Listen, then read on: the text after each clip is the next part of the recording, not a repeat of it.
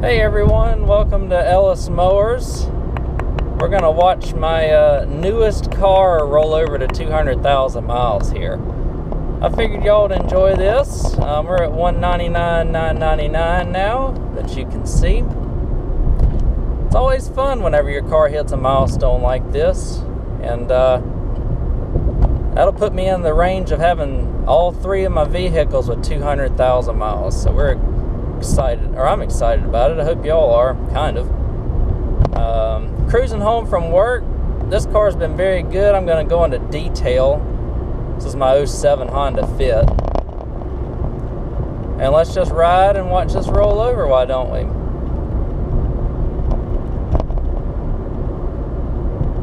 Probably about 3/10 of a mile left here.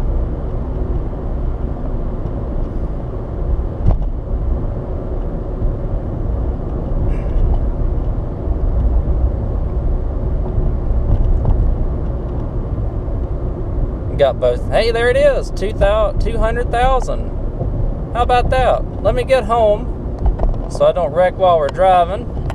I just wanted to catch that on camera rolling over, and I'll explain to you, I guess, all the reasoning and why I have three vehicles with 200,000 miles. See you at home.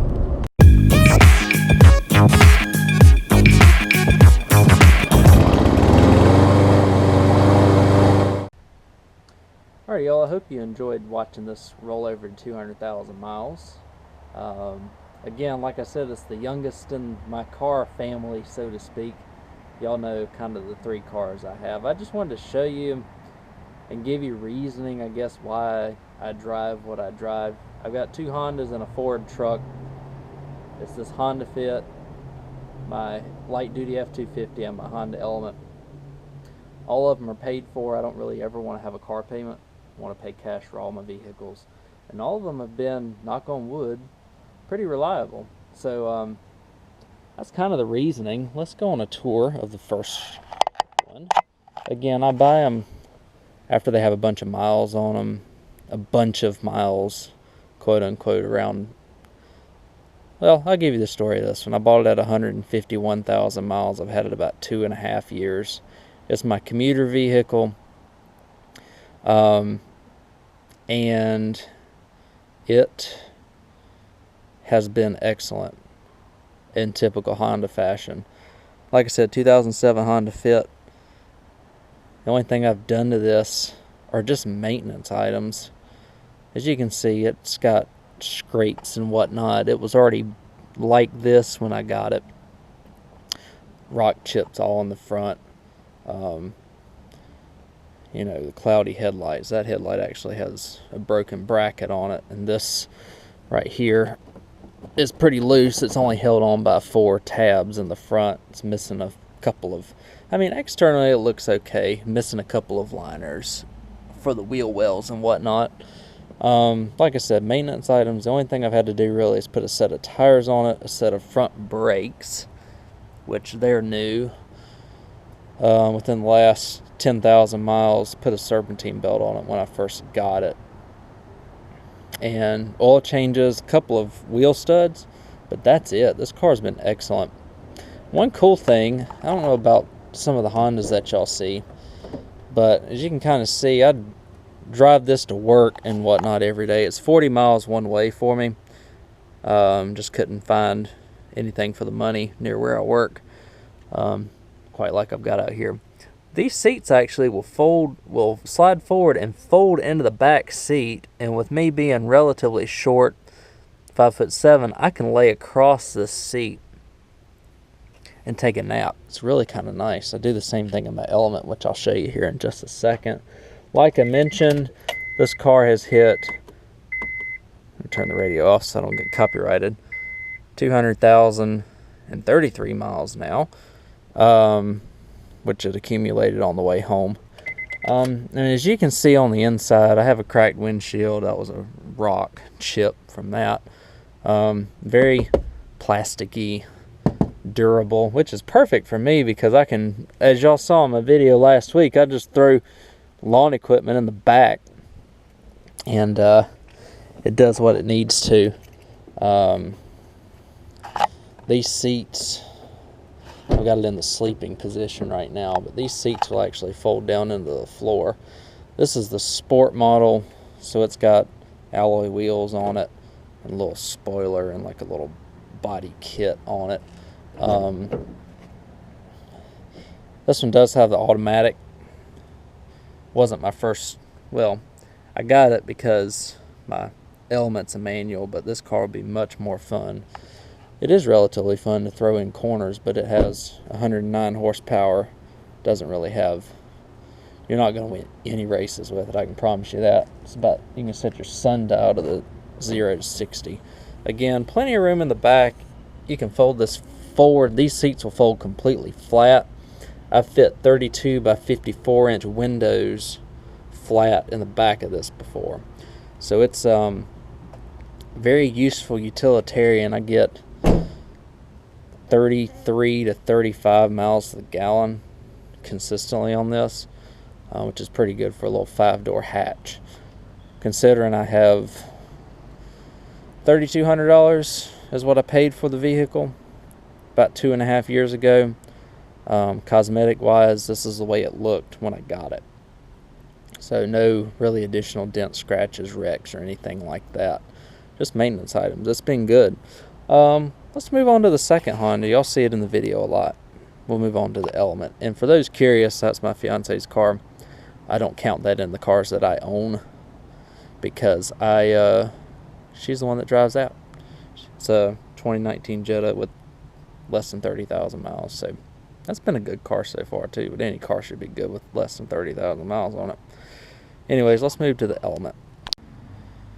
Alrighty, y'all, pardon the stuff I have in the garage here, but here's the Element. This is what really, I guess, essentially made me fall in love with Hondas, and why I bought the Honda Fit was because I wanted to try and keep some miles off of this, because this is, I don't call it my pride and joy, but this is the vehicle that will never leave.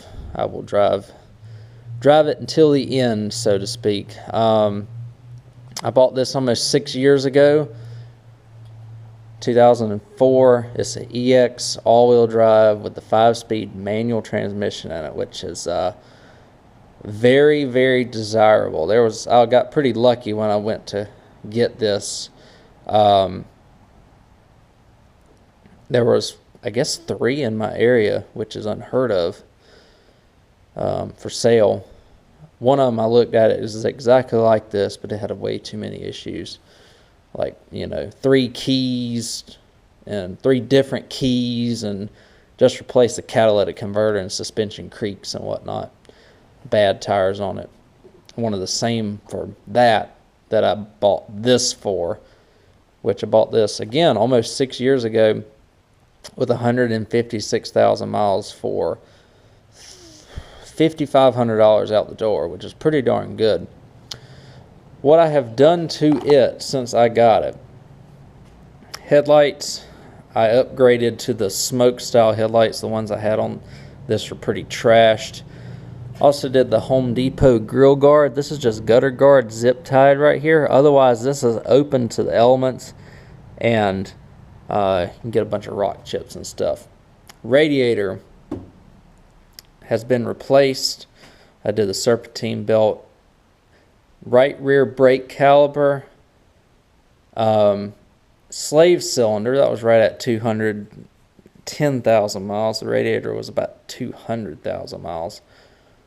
Again, right rear brake calipers. Common issue on these is the rear brake calipers seizing on them. And I put a set of tires on them. And I will say this, these are Yokohama YK HTXs. I'll show you how much tread depth there is left on them. These are 70,000 mile tires, and they have about 45,000 miles on them now. So, and they have at least half tread depth left, which is amazing. I was really happy with that purchase. I got this one set up for sleeping as well. Again, I go into work really early and go on break. I think I just locked it, actually. Well, I got keyless entry. This came with 2 keys, 2 remotes, which is awesome. Like I said, apart from that, it's just been maintenance items. I do need to do a CV axle and probably do tie rod ends and sway bar links pretty soon on the front. Again, this has got over 220,000 miles on it now. One interesting thing though, let me turn it on. Sorry guys, it's much colder than I thought out here. I'm shivering a little bit. So the odometer, as you can see, says 105,423. Well, on the side here, and I knew this when I bought it, the odometer was actually replaced by the Honda dealership at 116,742 miles. So if you do rough calculations, we're over 221,000 miles on this now. As you can see, this was a one-owner Carfax vehicle when I got it. So that was a huge plus. I saw this sticker, and I also saw that I had a genuine Honda battery in it when I went on the test drive, which meant that I figured that this had been pretty much serviced at a dealer for most of its life. As you can even see, almost all of the seats have some sort of rip here in the driver's seat area, just from this vinyl wearing.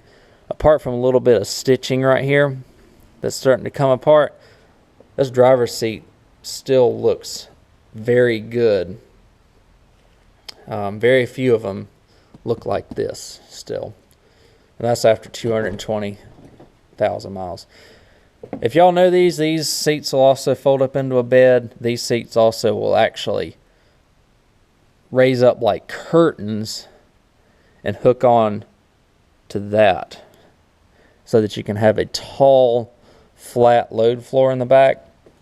If you watch Jason Pate from Pate's Performance, he uses his element for a utilitarian purpose, that's for sure. He puts a lot of lawn equipment and stuff. Snow blowers will fit standing up in the back of it. I mean, it's pretty ridiculous what you can fit in this. And so I got a new job almost 3 years ago. Actually, a little over 3 years ago now. Wanted to keep the miles off of this, and so I found that Honda Fit. Made it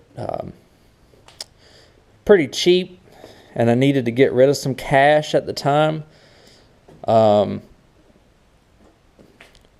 I was buying a house, and so I ended up buying that car instead. So that's the story of the Element. Let me move on to the truck. Alright, here's the truck. I wanted to mention one other thing about the Element that I forgot. I told you about the one-owner Carfax. I was actually able to track down the dealer and get all of the service records for the first 120,000 miles of it. So there was only about a 30,000 mile gap that I don't have dealer service records from that Element, which is amazing. That's why I'm never going to get rid of it. Anyways, let's move on to the truck. So this truck, in the state of North Carolina, it was a state truck for the Forest Service. You can kind of see a little bit of markings here where they took the labels off. It is a 98 F-250. It's the light duty version. This is kind of like the interim between when they had the old style F-250 and then they came out with the new style in 99. They kind of use this as a bridge between the two. So it's got the F-250 running gear, like the rear end, a lot of other parts too. It's got the 5.4 V8. This truck really didn't have a lot of options on it. When we got it, it had brand new tires on it. That's been almost 4 years ago now, probably over 4 years ago. You can see I'm going to have to replace them soon from where they set, and dry rotted from where this truck set.